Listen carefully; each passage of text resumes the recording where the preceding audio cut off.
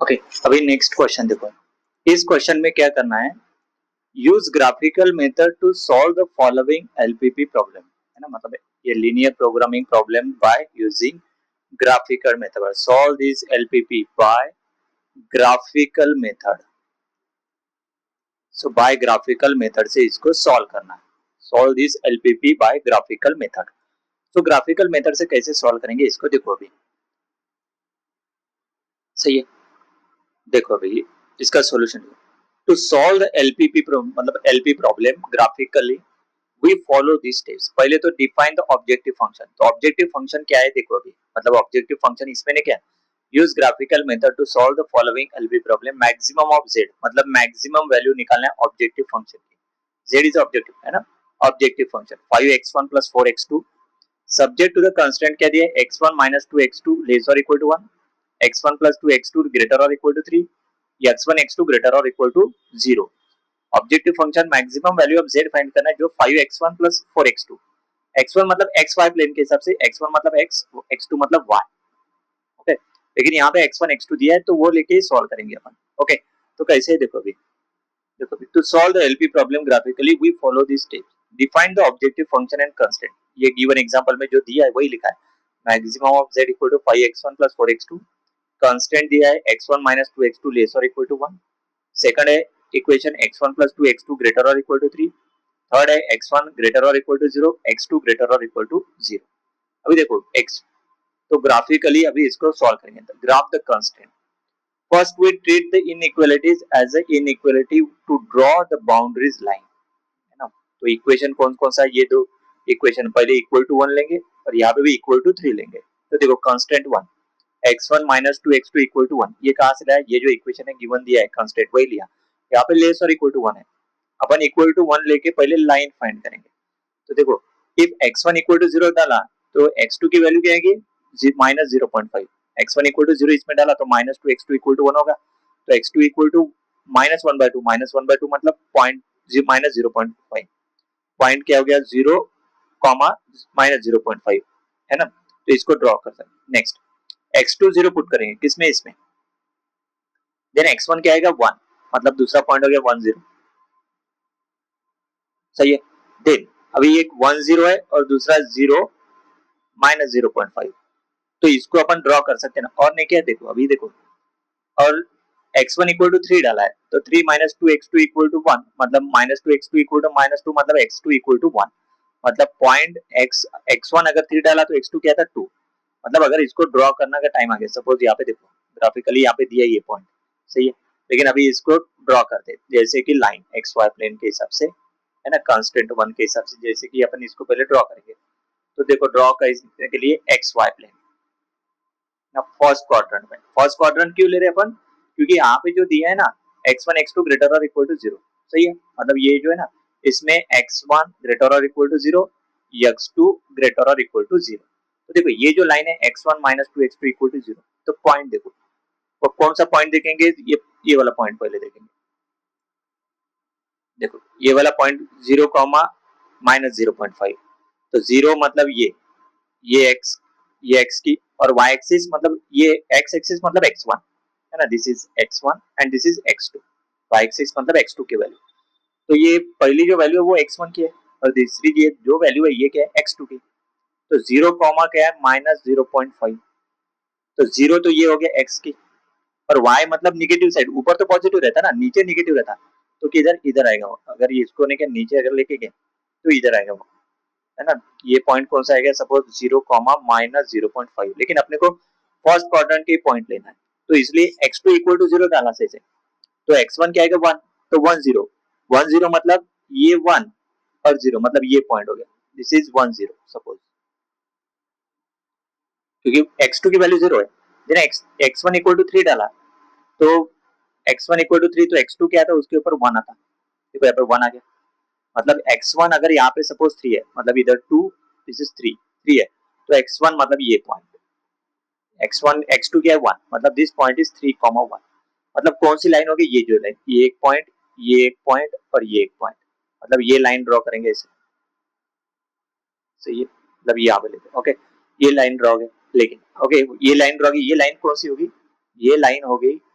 x1 minus 2x2 equal to 1, ये line होगी वो। अभी नेक्स्ट देखो, अभी यहाँ पे ना टेस्ट पॉइंट 0 0, अभी 0 0 उसके अंदर डाला, सपोज इसके अंदर 0 0 डाला, तो 0 लेस और इक्वल टू 1 ट्रू, यस, मतलब the feasible reason for this constraint is on the left side of the line containing the origin, है ना, left side line containing the origin. Okay, मतलब ये जो रीजन है डायग्राम में दिए, देखो देखो ये रीजन, देखो ये वाला left side of the origin, मतलब ये वाला नहीं कि ये, मतलब ये जो रीजन है इसके ऊपर का ये पूरा ये रीजन रहेगा, ऊपर का ये वाला left side of the origin, क्योंकि 0 0 डालने के बाद सेटिस्फाइड कर रहे ना, लेस और इक्वल टू 1 आ रहा है ना। देखो 0 0 डालने के बाद इधर है, हाँ ये देखो ये 0 0 कौन से इक्वेशन में डाला, ये जो लाइन है ना इसमें डाला, तो ये लेस और इक्वल टू 1 सेटिस्फाइड करता है, ट्रू, मतलब the feasible reason for this constant is on the side of the line containing the origin. Side of the line containing the origin मतलब देखो ओरिजिन के तरफ वाला रीजन, मतलब ये जो लाइन है, ये जो लाइन है कौन सी, x1 माइनस 2x2, इसके इधर वाला रीजन रहेगा, ये जहाँ पे मेरा कर्सर है, मतलब ये जो रीजन है ये वाला रीजन रहेगा। ओके, ओरिजिन की तरफ है ना, लाइन कंटेनिंग द ओरिजिन। देखो कांस्टेंट टू इक्वेशन क्या है, x1 plus 2x2 equal to 3 है, सही है, x1 plus 2x2 equal to 3। तो x1 plus 2x2 equal to 3 के लिए देखो अभी कैसे, तो x1 इक्वल टू 0 डालेंगे तो x2 की वैल्यू 1.5 आएगी, मतलब पॉइंट कौन सा हो गया, वो पॉइंट हो गया 0,1.5। 0 मतलब x1 की वैल्यू, 1.5 मतलब x2 की वैल्यू। तो x1 मतलब क्या है 0 और y क्या है 1.5, 1 मतलब इधर, तो इधर हाफ, मतलब ये 2 लेंगे, तो ये पॉइंट कौन सा हो गया 0,1.5, सही है। नेक्स्ट x2 की वैल्यू 0 पुट करेंगे, तो x2 की वैल्यू 0 पुट करने बाद x1 क्या आएगा 3, मतलब 3 0 मतलब ने कि ये पॉइंट हो गया, this point is 3,0। Then x1 equal to 1 डाला तो 1 1 मतलब ये जो लाइन है ना, ये लाइन जैसे कि यहाँ ऐसे लाइन आएगी, वो ये लाइन रहेगी, ये लाइन कौन सी, इसका इक्वेशन क्या है, इस लाइन का इक्वेशन है x1 plus 2x2 equal to 3, मतलब दो पॉइंट की जरूरत है, x1 x2 0 डालो, जो पॉइंट आएंगे वो लाइन ने क्या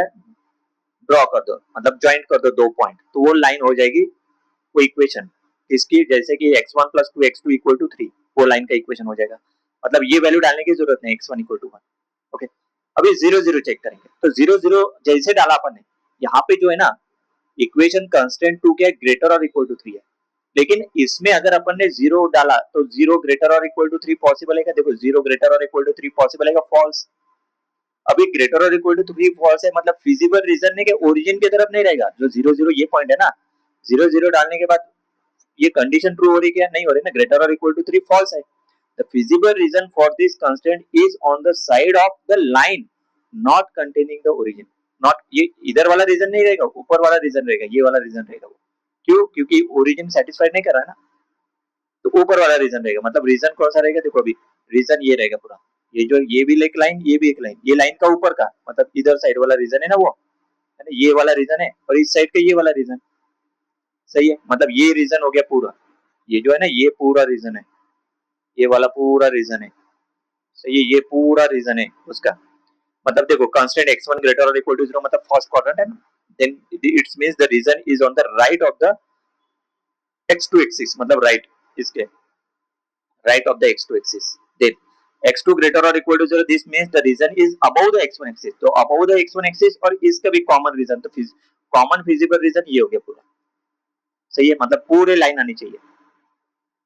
सही है। अभी देखो identify the feasible region, identify करें, तो फिजिबल रीजन देखो, plot the line and shade the given region, जैसे मैंने शेडेड रीजन है, this is the shaded region. Okay, satisfies all constraints simultaneously since x1 greater or equal to 0 and x2 greater or equal to 0, so we are in the first quadrant, we are in the first quadrant, ये first quadrant है ना, the feasible region is bounded by, the feasible region is bounded by the line x1 equal to 0 for x2 greater or equal to 1.5, है ना, मतलब देखो ये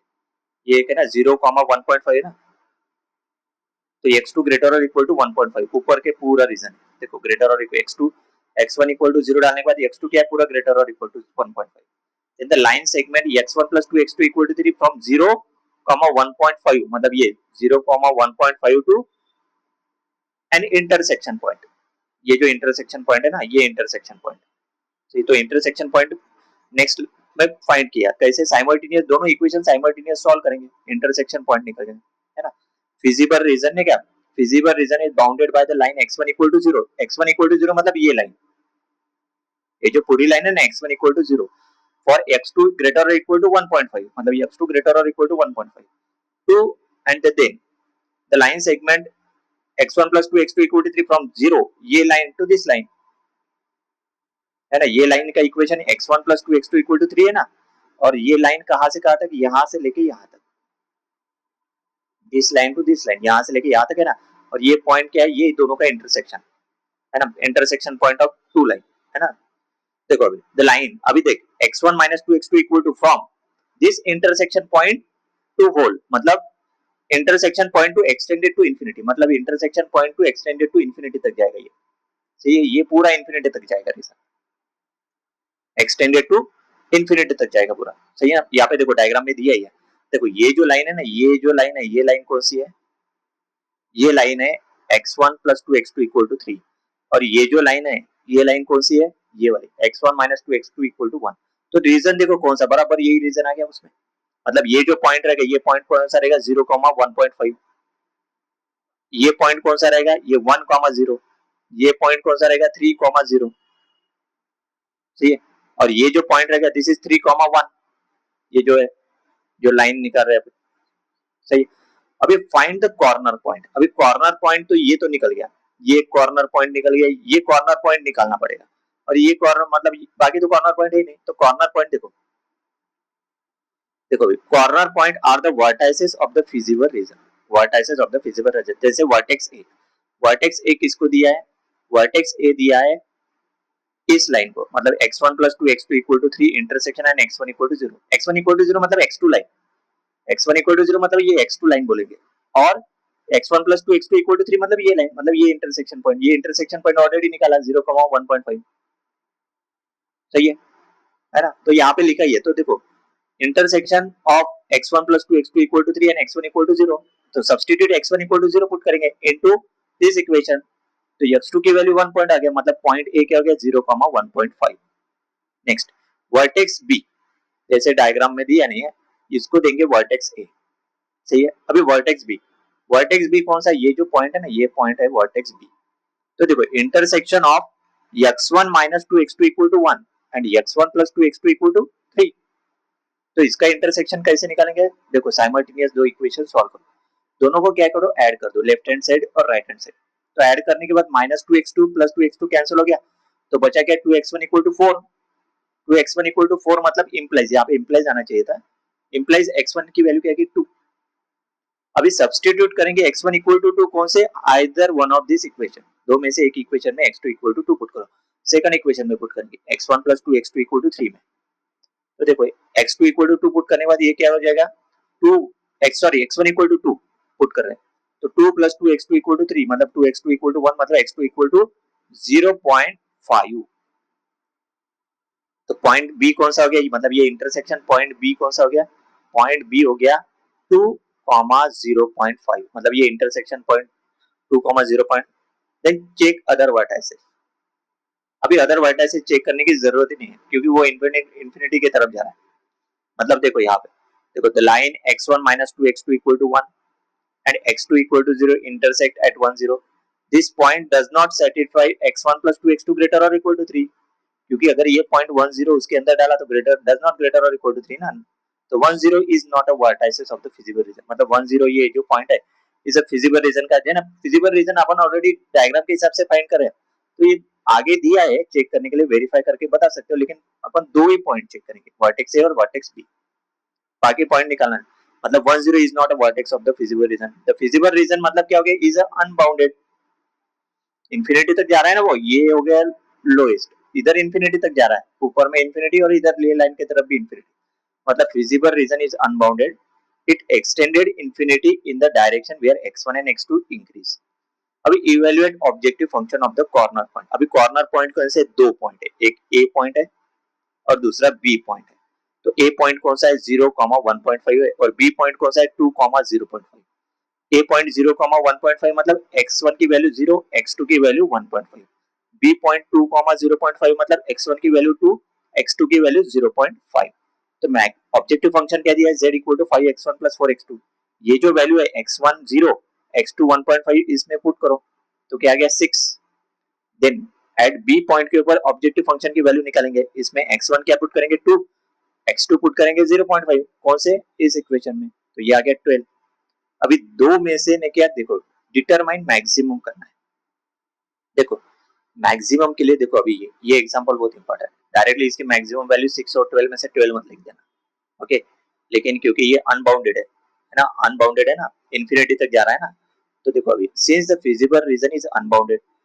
maximum value of the unbounded region, देखो feasible region is unbounded,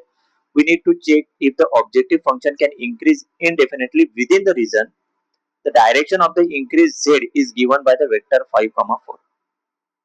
sir देखो this vector points into the unbounded region, जैसे 5, 4 मतलब ये जो ना 5, 4 सही है, तो इसके साथ this vector points is unbounded region, मतलब नहीं क्या vector points into the unbounded region. So consider moving along the boundary line x1 minus 2 x2 equal to 1 from the point b 2, 0.5 to increasing values, है ना, ये increasing की तरफ जा रहा है ना ये लाइन पूरा। तो देखो अभी for instant point 3, 1 मतलब ये जो पॉइंट है ना, ये जो पॉइंट है 3, 1 is on this line within the feasible region, है ना, ये 3, 1 जो पॉइंट है is on this line within the feasible region, मतलब at 3, 1 डाला सपोज, तो z इक्वल टू मतलब x1 की वैल्यू 3, x2 की वैल्यू 1 डालेंगे, तो 5, 3, 4, 1 तो 15 plus 4 19, so this is greater than 12, greater than 12 आ रहा है ना, क्योंकि वो फिजिबल रीजन के पॉइंट जो ए और बी दिए 6 और 12 दो में से मैक्सिमम कौन सी होगी 12, लेकिन 12 से भी ग्रेटर क्या आ रहा है यहाँ पे 19। So as x1 and x2 increases along the line, मतलब ये लाइन की तरफ अगर इंक्रीज किया, मतलब ये लाइन के आगे के पॉइंट अगर प्लॉट करते गए आगे के x1 x2 के, मतलब क्या हो गया increases along the line x1 minus 2x2 equal to 1। For example के तौर पे x1 equal to 1 plus 2x2, ये कौन से इसमें पुट कर देंगे, जो फंक्शन है ये maximum z equal to 5x1 plus 4x2, x2 equal to की वैल्यू पुट करो, x1 की वैल्यू पुट करो, देखो x1 की वैल्यू 1 plus 2x2 पुट कर दे, तो पुट करने के बाद क्या आ गया, देखो ये 5 plus 14x2, मतलब क्या है इसका z इक्वल टू किसके ऊपर डिपेंड है, x2 के ऊपर, मतलब as x2 can increase indefinitely in the feasible region, मतलब जैसे for example 101, 50 is feasible, where x1 101 50 put करने के बाद ये 705, मतलब the value of z can also increase indefinitely, z की वैल्यू इंक्रीज हो रही ना, तो मतलब क्या है, since the feasible region is unbounded in the direction of increases z, so maximum value of objective function z is a unbounded, मतलब इसका सॉल्यूशन अनबाउंडेड है, इसमें क्या बोला है, solve this maximum value of z, तो objective function z is a unbounded solution, unbounded solution, सही है, इसमें अनबाउंडेड सॉल्यूशन इसका फाइनल आंसर है, ओके। नेक्स्ट